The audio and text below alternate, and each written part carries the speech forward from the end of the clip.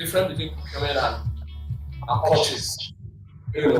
All that you need to do to abide by the ethics of procurement standard that you need to succeed as an FM in procurement. Simply maintain a difference between procurement and facility strategic maintenance is one of the main things as an FM that really, puts you at the top and will really make you to appreciate and respect you. The excellence of facility maintenance, your excellence is to save costs, is to ensure that the operations of that organization keep running. That's the whole essence of facility operation maintenance. And it does involve a lot of the processes and the strategies to apply, like actually start running through maintenance plan, preventive maintenance plan, and then predictive maintenance plan. I think for it to be top notch, for it to be at the top of your peak, and to be respected, you need to understand those are just that is active.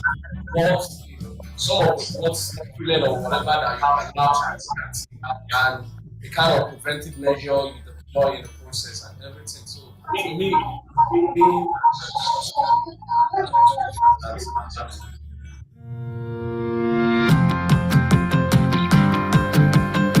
my name is Essence Ability.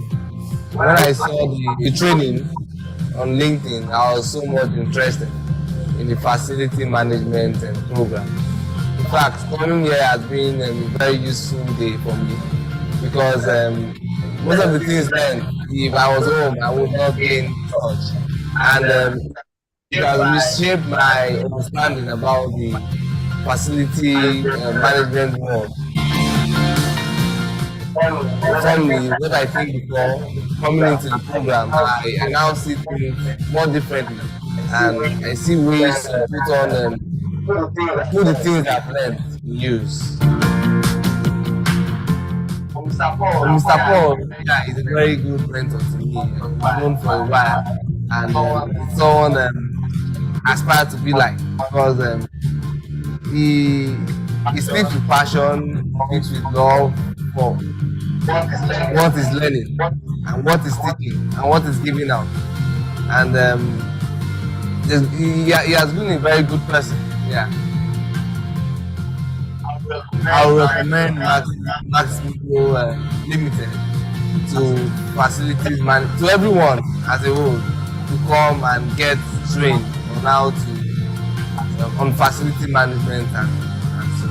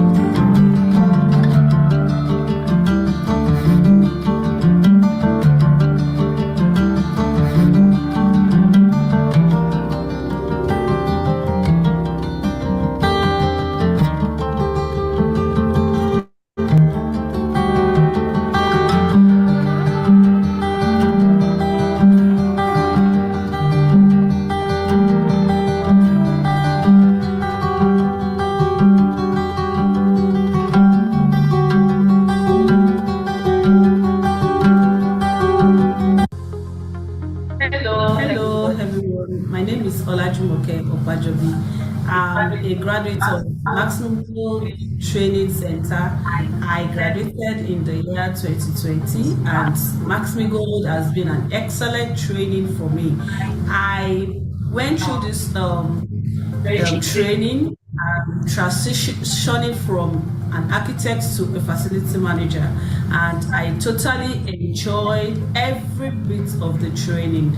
It's so impactful. It went down to the list, to the bits of everything I need to know as a facility manager, and it has helped my career. Right now, I've gotten a job from NI facility that I'm currently managing as a facility manager, and I so enjoyed the training, the team. I got to know about Max-Migold in year 2020 when they put up some flyers, an e-flyer. I saw an e-flyer that talked about facility management training, and it's something I've always shown interest. I've been looking out for what I can do differently as an architect to build myself and add value to myself. Then I got to know about Max-Migold. I followed through, and I had a 2 days free training session with Max-Migold, and from there I got so much interest in building my career as a facility manager, and they have helped me. I've gone through the full training, and I'm a graduate of Max-Migold. I appreciate that, and they have been wonderful. They have added so much value to my career, and it has been an excellent walkthrough with Max-Migold. Thank you. My name is Peter Lawa, a facility manager with Triumph Properties and Facility Management.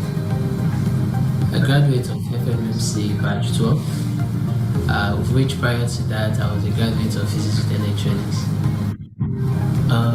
It's funny when you hear physics and facility management. That shows what facility management can do to you. Coming into this, when I took the course, the Master Craft class, which was quite intense and very eye-opening. I came into the course with the intention of learning more, pending when I will be getting fully employed, because prior to the program, I was still in the job market trying to get somewhere to work. So, fast forward to the class, I went through a lot, and this kind of broadened my perspective to everyday activities and everyday objects I see around me.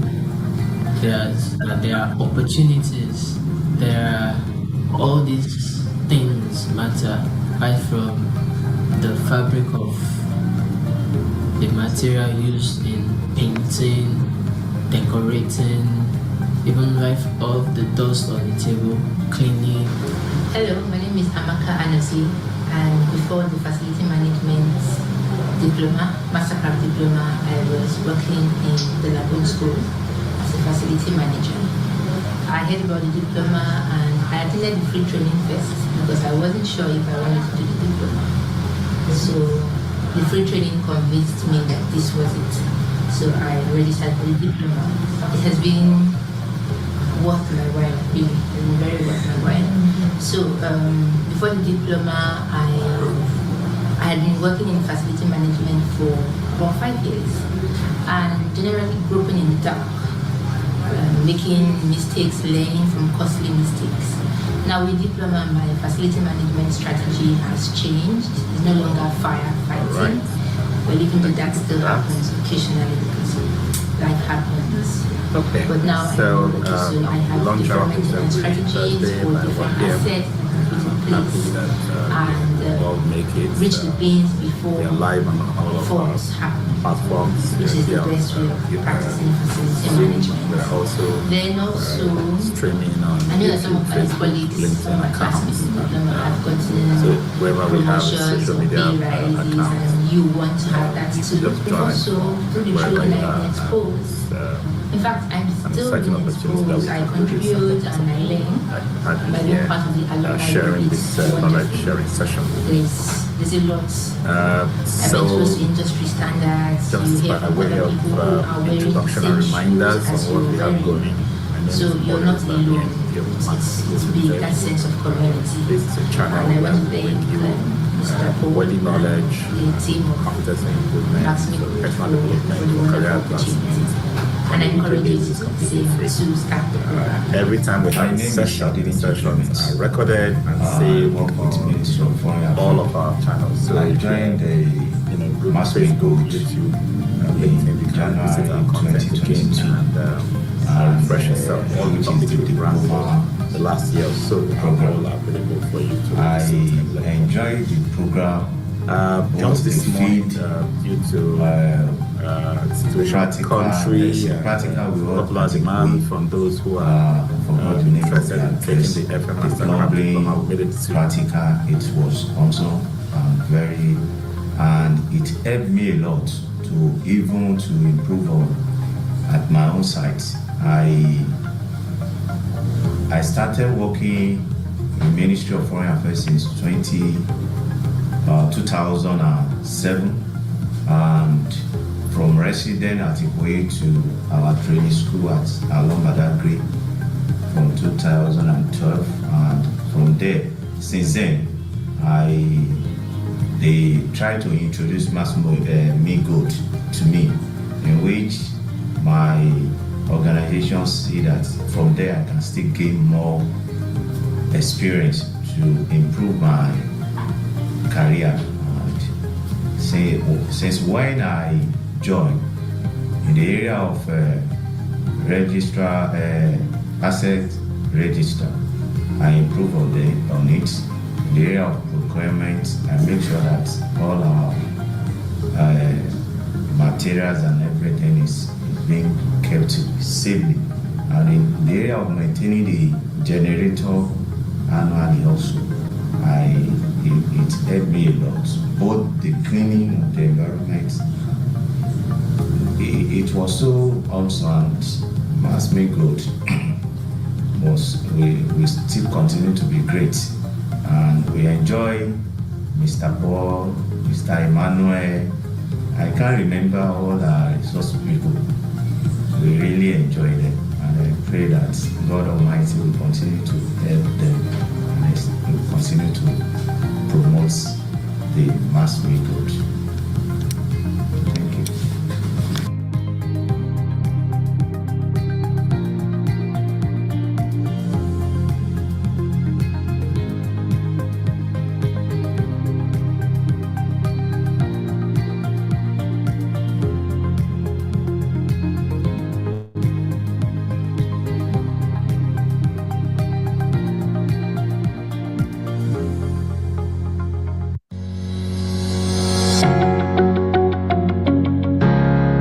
Right from time, what management call facility is what? Maintenance people. But by the time you are done with this program, you realize that maintenance is just 15-20% of what you do. But even though they tag FMs as maintenance people and leave all maintenance for us to do, we still do it poorly. We still do it in a reactive way where when something breaks, we go and fix it. We say we are doing what? Maintenance. Repair is not maintenance. Maintenance means keeping something functional. Keeping an asset functional, in use, operating normally, continuously. That's maintenance. And it's very different from allowing it to break and then saying, I'm doing maintenance. That time I'm doing what? Repair.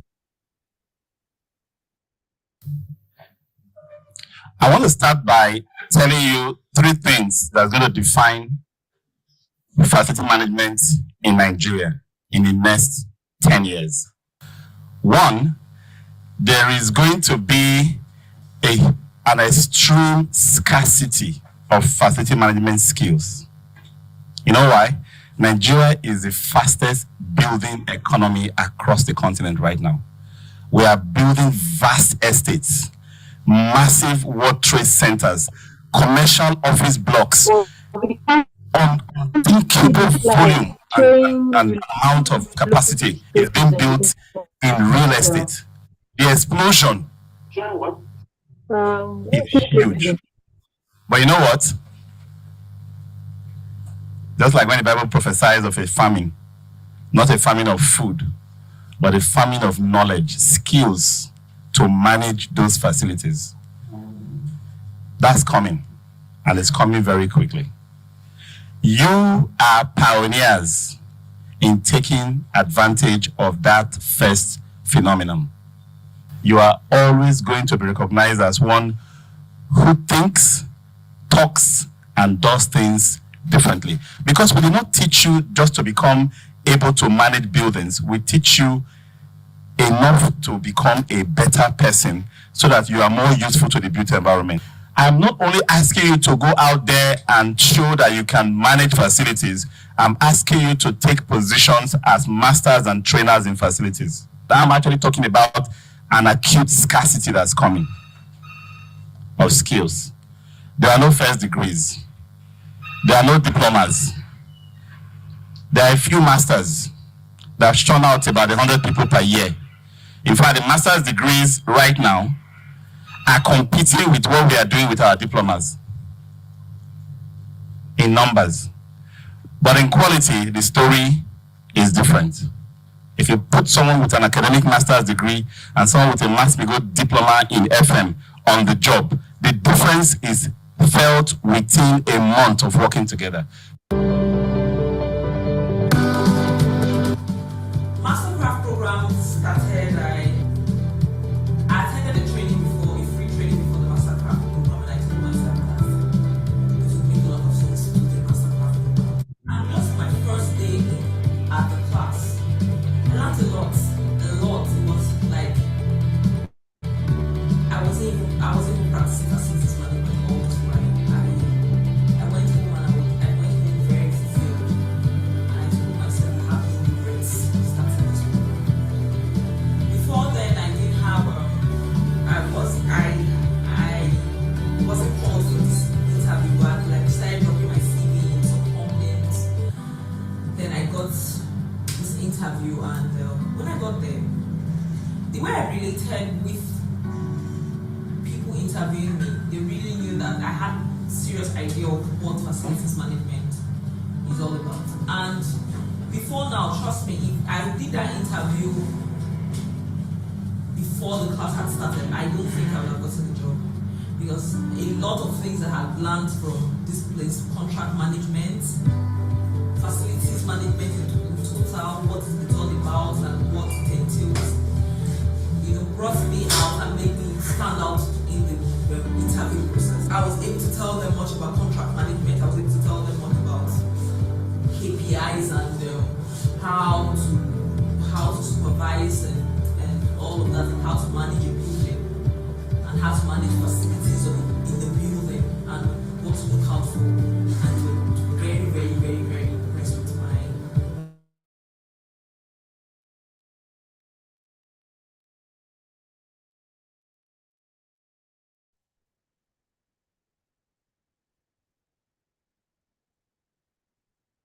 Okay, testing the mic. Okay. Is my audio entering? Not yet.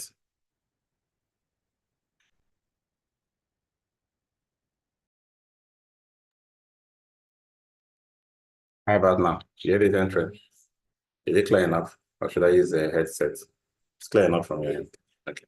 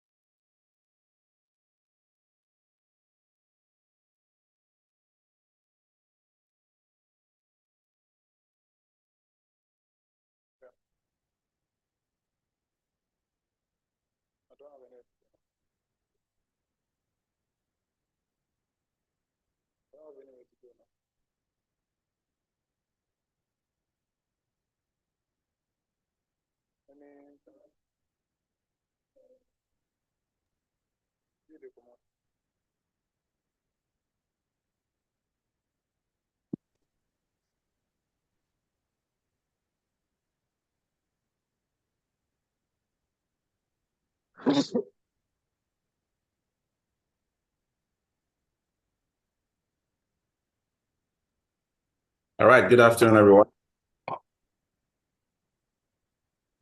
It's 1 p.m. and I'm happy that I can join you today on this FM lunch hour. We do this every Thursday. And today we're continuing with the professional FM series, which we started last week. I'm going to run this through several months, and I hope you will all take time, invite your friends and colleagues, and let everyone partake and enjoy this. I also want to note that all our previous sessions, all the workplace productivity series we've gone through in the last year, are all on our YouTube channel. Actively spend time watching and engaging with this content to get better at what you do. Because it's free, and I hope you can take advantage of it. Talking about what's happening this week, we had a high impact course for 3 days, ending today. So if you have refresher programs after you've taken the FM diploma, you're invited to monthly high impact courses on different topics. We have courses on FM safety, project management for facility management. We have courses on FM operations, FM strategy, facility maintenance, planning. We have short high impact courses for organizations on contracting and procurement, CMMS and technology, workshops for generator maintenance, elevators, electrical, HVAC, and all of those, plumbing and sewage. We can bring this training to your organization for a very small fee and run them at your sites for convenience of your team members. So the FM diploma that's been scheduled for September 9th, we moved it from August 19th to September 9th, is still on course, still actively recruiting. Many of you here might have participated in the FM diploma before, but you still have, some work to do for us in, advocating and selling the program to your colleagues and making sure everyone that needs to be in it are able to come in. I know how it is when you hear the price of a training and the first thing that comes to your mind is, it's expensive, right? But if you talk to those who have been through the program, they will tell you that it was expensive before they got in, right? So by the time they got in 1 class, 2 class, 3 classes, they are sold and they begin to say, thank you for bringing this to us at this price. Because it's not so much about the money for us, it's much more about the impact you are making in the FM industry in Africa, and we want you to partake in it. And to make that more accessible and widespread to everyone, we have made the first class we have on the 9th of September is going to be open to the public. The link for that we'll start sharing very soon. We're going to advertise it, widely. We expect some 300-400 people in that session. The whole idea is to whet your appetite, just give you some glimpse into what the program is, look at the structure of the program, look at the content, look at the facilitators, just engage for free on an introductory day. And then you can still decide that you want to be in the program, because even for those who did not join on the by the 9th of September, our admissions normally, stay open for 2 weeks after the start of the class. That confidently, because we know that all of our classes are recorded, they're uploaded into the learning management system, they are saved on YouTube for continuous reference, and we have all the materials in the learning management system. So it's not a case of, I missed a class, therefore I've lost everything. You still have it recorded and saved for using technology. So that's something that I hope you all look forward to. And so as we go into this series, I would want us to just basically take notes of action items, things you can implement from day one, as you hear these things, as you engage with this, start applying them in your work. And you can, go to any of our social media platforms to leave a review. If you get something free, a way for you to give back is to leave a review, and then use that as a way to enlighten others on the value of what we're doing here in Max-Migold. So it's important that we hear from you on a regular basis as you engage with our content. Okay. All right. So today, it's quite a packed subject. Key elements of facility management. Last week we looked at the introduction to facility management. Today we're looking at the key element. Next week we look at operational strategies. And then we're going to go into FM competencies and so on and so forth. And it's a whole lot to cover on this series. So stay tuned as we run through this series and write your questions down. I'll allow a few minutes at the end of the session for you to be able to, speak out your questions and make your comments. Okay. So 1 hour for you to, grasp the core components of facility management, learn how the elements contribute to the effectiveness of facility operations, and the applications on how these elements are applied for effective facility management. So we'll be talking about just introducing basically the key elements, 4 of them. We'll now go through them one by one: people, place, process, and technology. And then we'll now, go into how they interact with themselves, and we'll conclude. So basically, that's what we're going to be taking in this session. All right. So last week we introduced facility management, and we say it's multidisciplinary, multifaceted. The job of facility management is to ensure that every organization runs smoothly, seamless operations of organization. That's what we do, right? And to ensure that the organization runs smoothly, we integrate people, process, place, and technology, right? So the 4 elements form the backbone of effective facility management. And if we work them together, we would have an environment that supports the core objective of any organization whatsoever. Because no organization exists without having spaces where it operates, right? And we run the spaces and services, all right? So if the organization is, working well, if things are going well for any organization, facility management is one of that support system, that mechanism for ensuring that is working. Okay, so what we are trying to do in today's session is to get FM integrate the 4 key elements. FMs often get stuck in just one of the 4 elements, which is the place. You are told, oh, there are generators here, there are air conditioners there is this equipment there, cleaning has to be done. And so we just engage with the place, continuously as the work we do.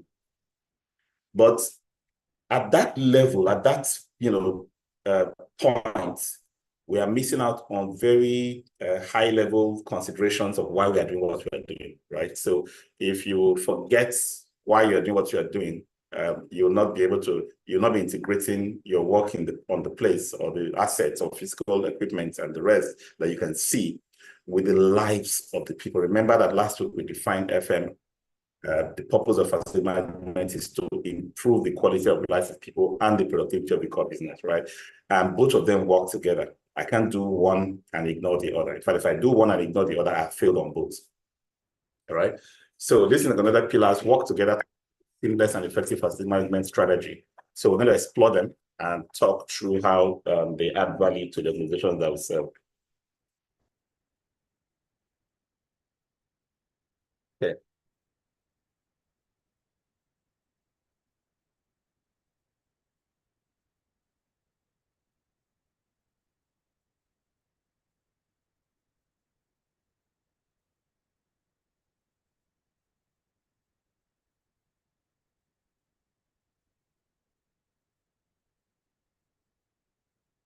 All right, so then we just add a few co-hosts to the meeting, and then All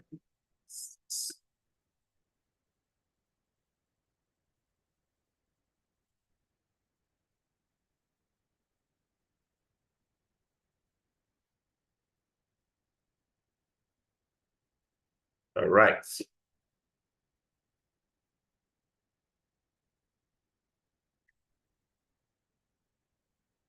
Okay, so let's start with the first element. I always like discussing people first because if you think about the facilities we manage, they were not created by themselves for themselves, right? So the assets, the physical equipment, the infrastructure that we manage, they were created all the way from planning to design to construction, installation, whatever process we use to bring them to existence, were created because of the end users, because of the activities of the end users, because of the goals, aspirations, strategic objectives of those who are going to use the facility. So the people make the core, the key of all the four key elements we're looking at.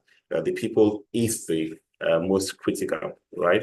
They're most critical in asset management, because they drive everything around why we do what we're doing. So if we're talking about, developing, creating an environment, seamless operations, efficient and effective operations, it is because it is meeting the needs of the people. We cannot describe it as efficient and effective. It is not efficient and effective if it does not meet the needs of the people who are going to use it. Okay, so, and there are different levels of people. There are those primarily that we serve, people that we interact with and provide services for. Now, among them, there are those who actually, brought us together, like the owners, the founders, the investors, the, leadership of the organizations. They are on one side, we call them the customers, right? Now, but for us to serve them after we understand what they need, why they are here, what they want to achieve, we now know what we can do to impact on those results for them, to work with another group of people, vendors, workers, whether they're own employees in our own department or outsourced workforce. These are people that we must integrate to fully understand what people A, the owners and users, expect. Because you can't call people in to come and work for you, tell them exactly what you want them to do without showing them why they should do it. Because if they don't know why they should do it, they don't do it well. It is when they understand exactly what the people who are using it and the owners aspire to have, they hope to get, what they are there for. That's when even a plumber, electrician, the carpenter will do their job well. They will know that they have to respect people. They will know they have to do, make good after they do their job. They know that they have to communicate better and so on and so forth, because they understand beyond what they've been asked to do. If you give me a screwdriver and say, go and screw that switch, that socket up in that office, and that's all you told me, I'm just going to go there and screw it and get out, right? But if you make me know that socket serves, customer A, laptop, for example, if the socket is not working, the customer A is not able to work, he does this and that, and he expects he expects the place to be clean, he doesn't want his floor soiled, he appreciates people who don't come in smelling, and so on and so forth. You see, you have elevated my understanding of that simple task. Come and screw a socket, right? You have elevated it to a strategic level. You have made me to understand the kind of environment, the kind of personality, the expectations, everything around just screwing that socket. So if I say I'm coming by 10 o'clock, I know I must come by 10 o'clock. It's not a matter of coming anytime I feel like, because I know beyond the screen of the sockets. I now know who is using it and how important and so on and so forth. And I know that any minute delay is going to delay more superior work and affect, a bigger picture, that I don't want to be the one who is creating that kind of negative impact, right? So I look at the people I'm serving. I'm looking at the people that I'm bringing to come and serve. In the people I'm serving, I communicate, cascade that understanding to the people I'm bringing to come and serve, right? With that understanding, I will have less work, dealing with escalations and poor customer service and poor finishing and the use of bad materials and all kinds of corruption that goes on in the maintenance process. I would have avoided that because I've communicated expectations correctly. And everybody that's coming to work for me understands exactly not just what they're supposed to come and do and how they're supposed to do it, but why they are doing it, right? And then we are not just managing people, right? Sometimes you first think that, oh, it's the equipment I'm managing, I'm the one in charge of all the, right? You are actually in charge of the people. The assets are only a means to an end, satisfying the needs of the people, right? So how do you rate yourself? Oh, the assets are working. Who said that? You might feel the assets are working and you are doing a good job.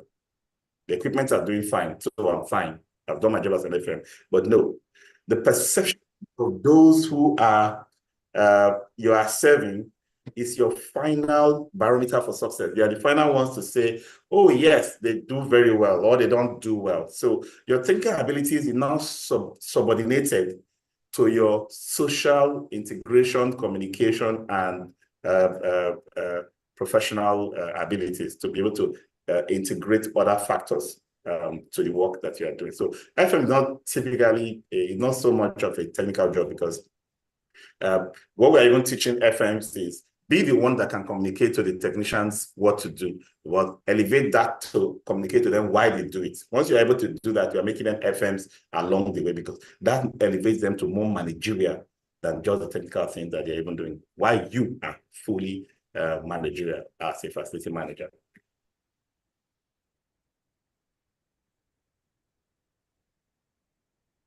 Okay, so relationships is the core of what we do. Talked about those who use our facilities, talked about those who, paid for the facilities that we are managing for the people who are using it. We talked about those we bring in to come and work. There are also other stakeholders to the facilities that we manage. The communities around you, the regulators, they are all stakeholders that you must have a good relationship with. Facility management is not a job where somebody doesn't like you and you're not bothered. You should resign and leave, because if somebody doesn't like you, you have failed catastrophically. So you always work to be in good relationship with everyone. And this is the core of people management. Okay, so there is the expectations from different, there are some things that you want to, you feel is the right thing to do, but you have not communicated with those you are providing it for. You've not sought their input into it. If you do it and they don't like it, it is not their fault that they don't like it. It's your fault that you not, develop an SLA by conversing with them and having a negotiated agreement on what their expectations are clearly specified. It is after then you can now go to the services based on what they've told you is their expectations or their requirements. It is only when you have done that you now say, oh, I have done everything they asked me. I have evidence now that I went through the communication process, but iterative process to finally confirm what they want before I start providing it. So there's usually going to be that balancing act that takes place where you have certain constraints, because of course you're going to work within certain constraints. There are certain things you can do and certain things you cannot do for your users, right? And not everybody will be in a 100% acceptance of what you are offering, right? But the important thing is that you have to understand what management wants, the standards, minimum standards from your professional background, you integrate that, and then the needs of the individuals that you are serving, because you understand what they are trying to achieve. You need to create a careful balance between these three. And when creating this balance, you must be transparent and open in the process. Okay. So effective relationship management involves understanding their unique requirements, providing the necessary support, and ensuring that the facility meets or exceeds their expectation. This is particularly important in fostering a collaborative environment where everyone feels valued and heard. This is the core. This is key to managing people. You hear before you act. When you finish acting, you hear again, how have I acted? Have I met your needs?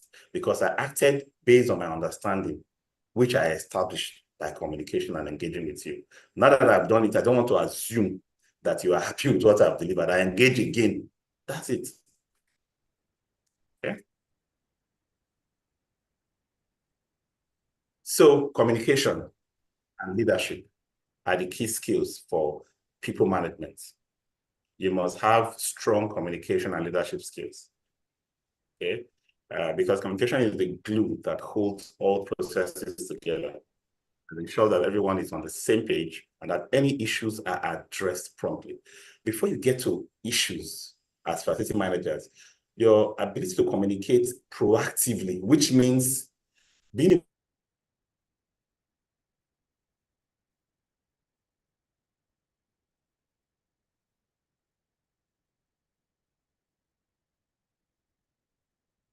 How did I get muted?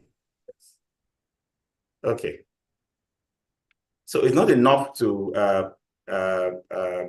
say when there are issues, I have an open door, I have access, people can access issue. No, that's not it. People can call me and send me a request for information. I will always provide the information once you ask me.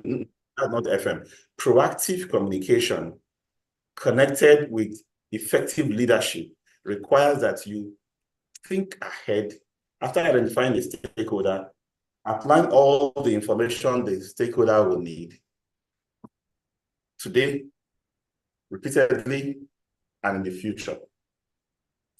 Plan how you're going to make that information available to that stakeholder and work that plan continuously. The same thing applies for the information you will need, the approvals you will need. It's not when the chips are down, like we say, things are happening, you now begin to say, oh, I need to tell you this, I need to inform. There should be a structure for getting what you need from your stakeholders. It's not good practice to wait until you are choked before you now go and ask. There should be a standard two-way communication plan that you have put in place. All right. So that's why we say it is a glue. Okay. Leadership in facility management involves guiding your team through challenges, making informed decisions, and inspiring others to work towards common goals. The core of leadership is vision. I have understood my customers, my clients. I have a clear idea of what the gaps are between where they are and where they want to be. I know what I have and what I can deliver and what I'm delivering now. I know what I'm going to be able to deliver in the future. I can establish gap for now and gap for the future. And I can communicate that to those I'm working with to show them this picture of what we are trying to achieve. This is where we are trying to get to. If you're able to communicate that, the expectation is that you move in that direction in a way that it doesn't require micromanaging anybody. Because they understand why thoroughly, the what and the how will become easy for them to implement in a more professional way. So to be, as an effective leader in facility management, you set the tone for a positive workplace culture, right? And this is crucial for success of any organization.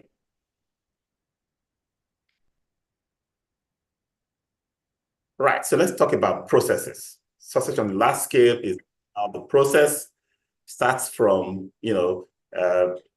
how an organization is conceived, or even let's take the property that you're managing. It goes from one activity to another to get to the point where you're now in charge of it. And for everything you do, there is supposed to be a process for delivering the results that you deliver.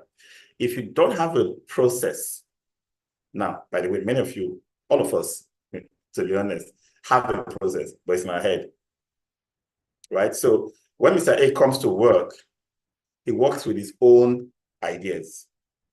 Those ideas are his process. When Mr. B comes, he works with his own ideas. If that's what you are doing right now, we will say professionally, you've not defined your process as an organization or as a team.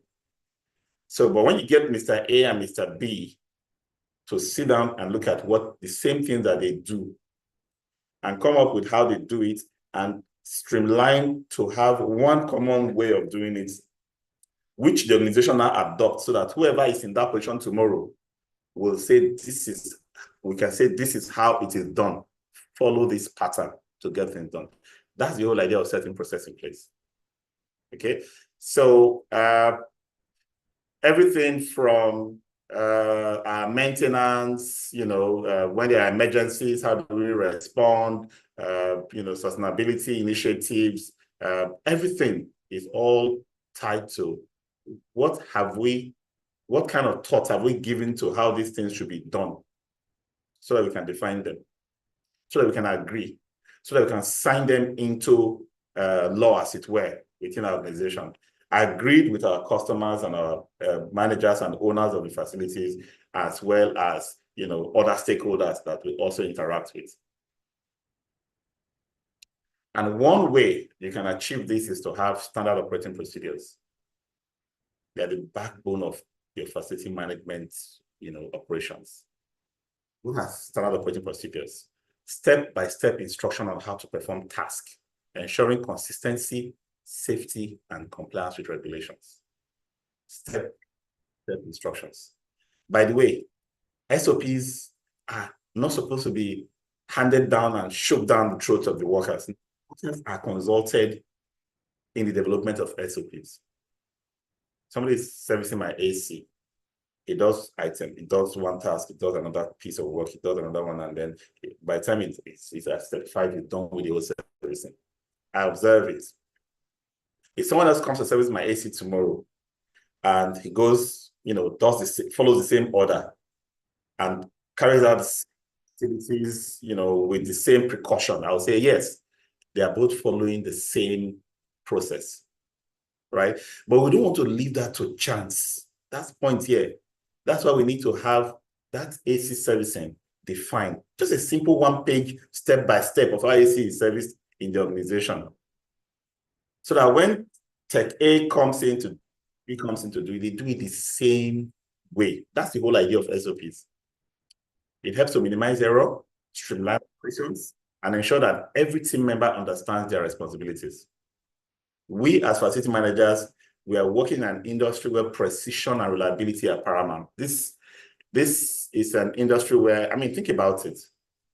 I had an escalation just this week where somebody moved into, a room, and the room was not properly cleaned. And to me, it was like a shock. What job did we employ the cleaners and their supervisors to do that somebody will now check into a room and the room is not properly cleaned? And then we started looking at the processes. What exactly was done? What exactly should have been done? And then it turned out that the room was actually prepared, but nobody had used it for 2 weeks, right? And because nobody has used it for 2 weeks, the cleaners assume that it is still clean from 2 weeks ago to today. And to me, that was like, we need to revise the operating procedure. Every room must be refreshed on a daily basis, or at least before someone checks in. Re-cleaned, no matter whether it was cleaned before. Add that to the process. And 2, if you have set up a room with sheets, and for 1 week, those sheets were not used, or 2 weeks, those sheets were not used, do not assume that those sheets are still fresh. They might be clean, but they will not be fresh because you've left them in a still locked up room for 2 weeks. Take those sheets out and put fresh sheets for the person to use. Those modifications to the SOP are now going to be implemented to ensure that we get better results next time. That's the whole idea of SOPs. You document, and if it's no longer working, or you realize that something has come up to require a change to what you've been doing, then you go back to that process and you modify. That's how it works. All right. And then there's process optimization and efficiency. You don't just say, oh, this is the process, so that's how we do it. As like this example I gave, as soon as we see a hiccup with the delivery process, with the outcomes, if we find a new change or a new requirement from the customer, expectations can be adjusted over time by customers. We need to also change our SOPs. We need to optimize them. All the processes need to always be for the exclusive reasons of the users. So optimizing process is crucial for enhancing efficiency and reducing operational costs in the FM process. So how do? You evaluate the existing process, you identify bottlenecks and implement improvements to make workflows more efficient. If you, leverage on data, for example, how many times people have complained about something, how many times something negative has happened, you analyze those data, how many times you've been commended, people say, oh, this is very fine, this is working well. All of that data, they help you to look at the process and say, oh, this thing is leading to this positive outcome. Let's keep it in our process. Because of these that we have been doing, we're having some issues. Let's remove it from our process. Okay, so you keep reviewing your process on an ongoing basis, because if you don't, you are going to have issues with meeting the requirements of your cost, the place. Right? Yeah, one of the most critical factors to make the success of an organization is creating an enabling environment for its employees. So we in facility management, we provide not just the place, we also provide services in those places to ensure that the customers can get what they're looking for in terms of utility to get what they want to get done. Okay. And so we are the custodians of the built environment. We maintain the environment because we know that if it's well maintained, in that environment will meet the needs of the customer. We also ensure that we participate in the design and delivery process for the spaces that we manage, right? Because if a space is not functional, it does not help employee productivity. It does not add value to the organization. In fact, it leads to losses on both ends. Losses, the facility has been put in place and it's not a functional effect. And more losses in the payroll, in the salaries that are paid to those who have been in those spaces and are not being productive because it was not properly designed, constructed, and delivered properly, or not properly maintained by custodians of it, right? And then one key area that many FMs have not really elevated themselves to considering is the fact that the physical environment of the organization is a key component of its brand image. Okay, it's crucial for facility managers to ensure that the space aligns with the overall mission and vision of the organization. All right, so get into technology, right?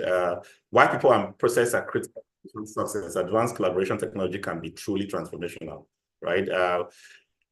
What do we do with technology? Think about it. The built environment is evolving. It's becoming more sophisticated. You who manage it must also advance in sophistication, be able to understand these new applications that are being built into the built environment so you can manage them effectively, okay? And that means that you also have to adopt advanced sophisticated technology to be able to add value to the facilities that are becoming sophisticated themselves. So technology then brings in process improvement. So all those processes we talked about, it brings in improvement to the processes because it makes your process more efficient. For example, a process step that depends on an individual remembering to do something that's repetitive, when automated with technology, removes the error, the possibility that it will be forgotten. Machines don't forget, humans can forget. If there are things that you need certain data at a certain time to take certain decision, and you have to depend on a manual effort to go and acquire that data may not come in on time, may come in and be inaccurate, and somebody will apologize for the error. But then you've taken a management decision wrongly based on data that either came late or is wrong, right? Technology will take care of that. So when we say if efficiency, it has to do with speed and cost, right? But then it also brings about effectiveness. Effectiveness, when you set up a process, you are aligned to the reason, the superior objective, why you are doing it, why you want to have that data, why you want to have that step taken, that action taken, right? So there's already that alignment. When you integrate that with technology, there is consistent delivery in the direction that you had planned from the onset. It becomes an indispensable element in modern facility management, transforms how facilities are operated, maintained, and optimized. So if you integrate advanced technologies, it helps to streamline operations, enhance efficiency, and support data-driven decision-making. From automating routine tasks to providing real-time insights, technology empowers facility managers to manage complex environments with greater precision and effectiveness. The role of technology in facility management is not just about keeping up with trends, but about leveraging the right tools to create safe, efficient, and cost-effective facilities. We integrate technology just to ensure that things are better, in terms of safety, efficiency, and effectiveness. So one of the ways we deploy technology is through software, right? What software basically do is take our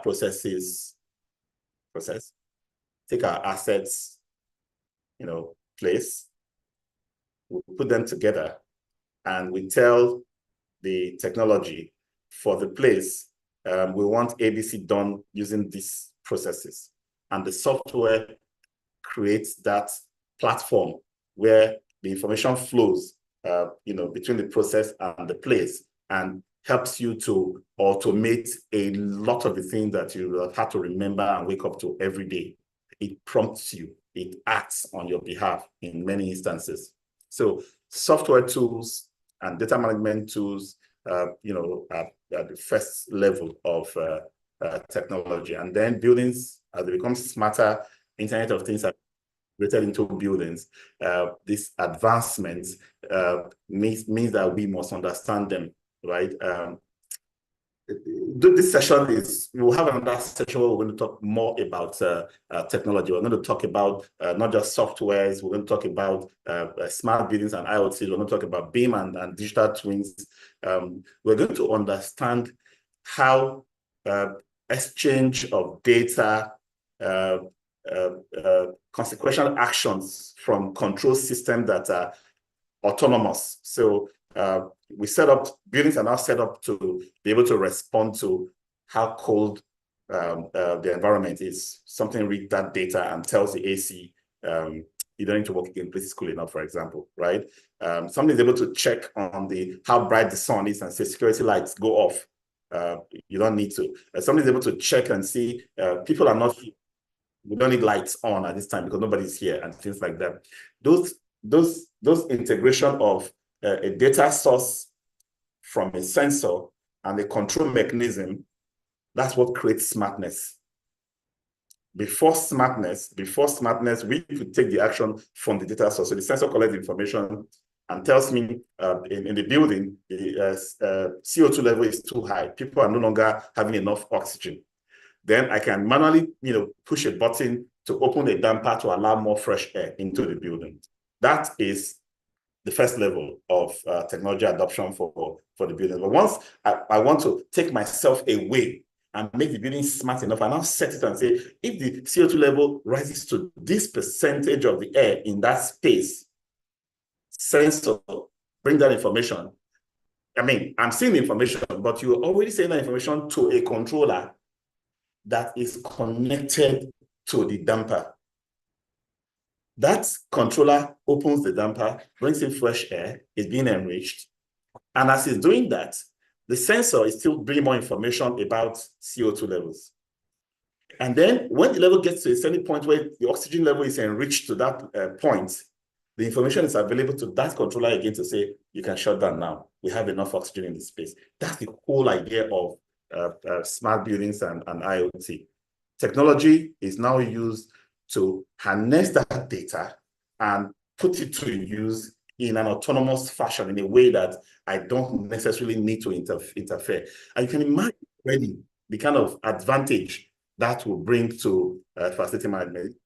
Huge, the advantage that you get for that, just that energy savings, better comfort, more convenient way of using our facility, streamlined processes, less manpower, less escalations, all the negative things that we can think about in facilities.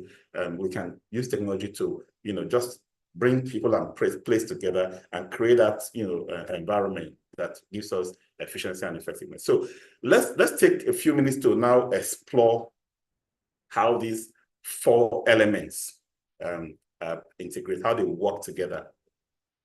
Okay, we started with people and said that's the reason why we do what we do. We went to place the assets and the equipment and we said, yeah, this is the means to the end to meet the needs of the people. And then we went to processes and said the processes define how we meet people's needs, by making their spaces functional, using step-by-step, activities to complete the tasks, well documented and understood by all stakeholders in the system. And then we now enter technology and say, look, if you bring technology in, it helps to speed up how your processes are implemented. It helps to remove human error from the processes that you have. It helps you to streamline your process and remove unnecessary processes, okay? And it provides more value. It makes your place more functional to meet the needs of your people. But in facility management, there are certain key things that we look out for. The first is people using the spaces safely. You cannot be a manager of facilities and safety is what things are falling apart. Safety, by all, in all ramification, refers to people. If they're able to use the spaces well, and there are no accidents, no injuries, no illnesses, we say the place is safe, isn't it? That the people are having a safe use of the place. So make that possible. We ensure that our processes are streamlined. The audits are done, inspections are done, hazards are identified, corrective measures are taken, and proactive measures are taken to prevent emergencies and incidents and accidents and so on and so forth, because we are focusing on the people, right? Now, in their use of the space, they also need to have comfort. So we talk about ergonomy. We talk about distances between space. I want to go to use the restroom. I don't need to go up 5 floors because all the toilets in these first 4 floors are bad. I have to climb up to 5 floors before I use a toilet, for example. That's not a comfortable way of using the facility. I'll make sure all the equipment work. That's the place. Now, if you look at the place and the process, we're still trying to meet the needs of the people. Technology ensures the functionality. It's an application to get our processes working, right? And then the place needs to work functional and efficiently as well. So when you look at safety, comfort, efficiency, and functionality, these are the outcomes. These are the things I'm trying to provide. These are the things I want to see as the characteristics of my facility management service operations and the delivery I'm giving to the organization, right? So they become the core of my integration of people, place, process, and technology. I give outputs called safety, comfort, functionality, and efficiency. So when I'm looking for what value I am providing in facility management, I must think about these 4 things: safety, comfort, functionality, and efficiency. And I must think about how I achieve them by integrating the 4 elements of facility management. All right. So it's very important that we, think, from a big picture perspective on how these 4 elements are integrated. Okay. People, process, place, and technology do not function in isolation. Their true power lies in how they interact and integrate to create a cohesive and efficient facility management strategy. And like we said, people are the core, driving processes and making decisions that affect the physical environment and implementation of technology. And then processes provide the structured approach of managing facilities, ensuring consistency and efficiency. The place or the physical environment is where these processes are executed, and it must be optimized to support the people who use it. Technology as the enabler, enhancing capabilities of people, streamlining processes, and optimizing the use of the space. So when we integrate these elements, we ensure that we are managing the facilities in a proactive, responsive, and aligned with the organization goals strategically.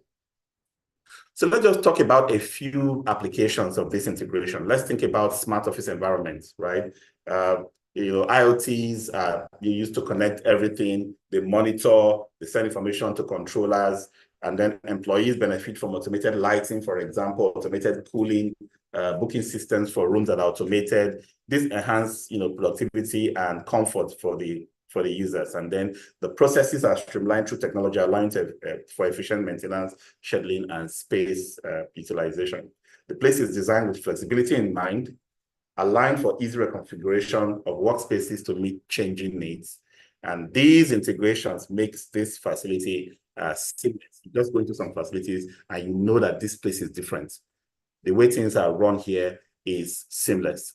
So if you don't have integration of the 4 elements, you are going to be battling fires consistently. Okay. Then talk about sustainable facility operation. Sustainability is all about reducing our impact on the environment negatively. The resources we take from the earth in terms of materials, the waste we put back in terms of emissions and effluents and refuse. Facility management focus on sustainability by integrating the 4 elements of facility management to focus on green concepts, green building processes that talks mostly for us. The key aspect of green concept of green building operations is energy, followed by water and materials, and then waste that we give out. So how can we reduce waste? How can we reuse and all of those processes, recycling and the rest? How can we produce water smartly and use water intelligently, not to waste water? How can we use energy efficiently in terms of optimizing and using just enough for the output we want to give out, and also ensure that we get some energy, or if not all of our energy, from renewable sources, instead of depending all entirely on non-renewable sources of energy. We also use integration of these 4 elements when we have to deal with crisis. People have to be well prepared, have to be trained, have to be oriented on our emergency procedures as an organization. So when something happens, people know exactly what they need to do. And then communication is key. If somebody observes a fire here and you have a means of raising an alarm, that alarm is a tool, technology for communicating to everybody that, oh, there's a problem. And then because we have been taught, we know exactly how to move out to the muster point. And then the facilities that we manage must be designed with the right signage, with the right access, tools, elevators, ramps, and the rest, so that there's easy management of that process. So in essence, just thinking about crisis management, you won't be able to manage a crisis if you don't have the right design and maintenance of the space, you don't have the right processes, and you don't have people taught what they should be doing. If you understand the 4 elements of facility management, to be easy for you to talk to your management, make business cases, get approvals for projects, get funding, because you will always consistently use those 4 elements in pushing your value proposition. Value-based strategic facility management talks about alignment with organizational goals at the strategic level, talks about efficiency in resource management, talks about focus and alignment with people's requirements in the organizations, comfort, efficiency, and productivity. And then professional ethics in facility management practice. We have a big deal issue with how FM is perceived. Sometimes we are so nonchalant about how we deliver results for our organization. We just spend. We are not thinking value-based. And then in some cases, we also get our hands dirty with unethical behaviors that cast our profession in bad light. If you're trying to integrate the 4 elements of facility management, this is one of the key areas that you would excel in: professional ethics in facility management. And then facility management drives the maintenance. We are the coordinators of the physical environment, we are the custodians. By continuously showing value at strategic level, continually being effective in the use of technology, being cost effective and being efficient in the processes that we deploy, we are going to continually hold the ace when it comes to this huge economy. And by the way, maintenance is almost 25 to 30% of most world economies. We in Nigeria need to start stepping up, showing value that we understand how these elements integrate, and we can use it to take positions as managers of the economy. All right, so finally, effective facility management it lies in the strategic integration of people, process, and place, and technology. Each element plays a crucial role in its own, but their true value is realized when they work together in harmony.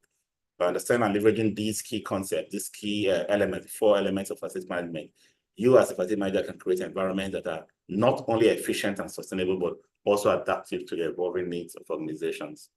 As we continue to advance in this field, the challenge will be to continually innovate and optimize the interaction between these elements, ensuring that our facilities are not just functional, but are assets that contribute to the success and, I dare say, the economy at large. All right, so that's our session for today.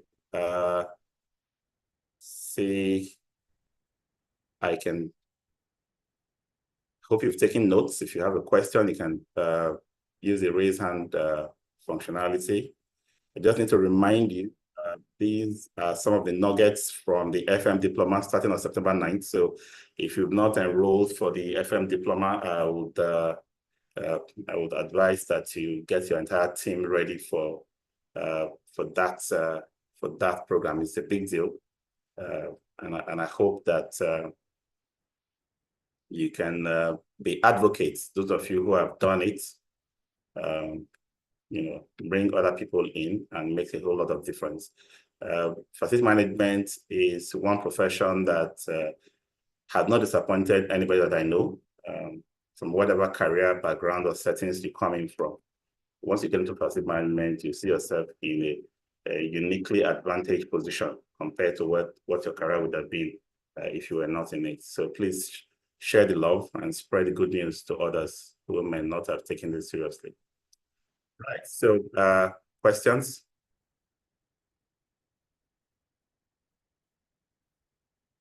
So by the way, the website is promo.facilitymanagementcourses.com.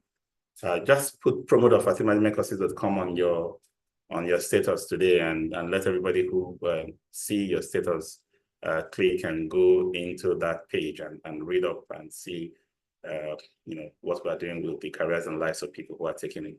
And also go to our social media platforms on LinkedIn, Facebook, Twitter, Instagram, and just connect, stay in the loop, stay in the know of what's going on in the FM industry in Nigeria. If you have questions after this session ends, the facility management training platform on WhatsApp is available. You can chat your questions and get it resolved. You get attention there. We are also on all the platforms where we are joining from. Drop your questions and someone will pick them up and bring them for the conversations. Okay, so that's our session. Hope you have a good week. If you've not connected with me on LinkedIn, please do so. Paul Erubami is my name. Just search me out on LinkedIn and send us a connection request, and I'll definitely accept an open networker on LinkedIn. Till I see you again next week, Thursday. Peace. Bye-bye for now. Thank you, sir. Thank you very much. Thank you, sir. Appreciate it. Thank you, Mr. Paul. God bless you, sir. Nice to see you. Nice to see your face again. It's been a while. Yeah. Every Thursday you see me now. Yeah. All right, sir. Yeah.